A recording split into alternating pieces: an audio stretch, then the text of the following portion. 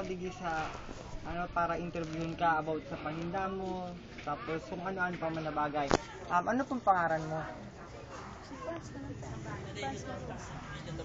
Franz Bautista po. So, Ate Franz, perang taon na po kamo digdi sa market or perang taon na kamo nagtitinda digdi sa Tigaon? Ito, nasa 12 years. 12 years na po. Sa 12 years na po, saan man po hali si mga paninda nindo?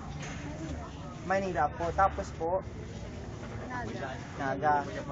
Either Naga or Maynila ang halini.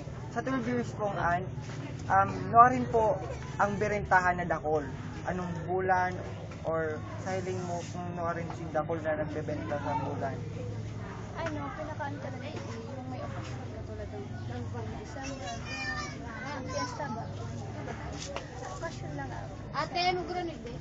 50 ba? 50? December po or pag may okasyon. Pero po pag fiesta, Sulo. pero po pag fiesta, mahina. Sa saro pong aldaw, piraman po ang nabibenta nito. Kung kaitong makusog pa po. Ganyan po. May diferensya. Pero kang makusog pa po si bentahan, nag-aabot pong 5,000. Depende pa kung may ang gusto. Kasi talaga may bagong bukas.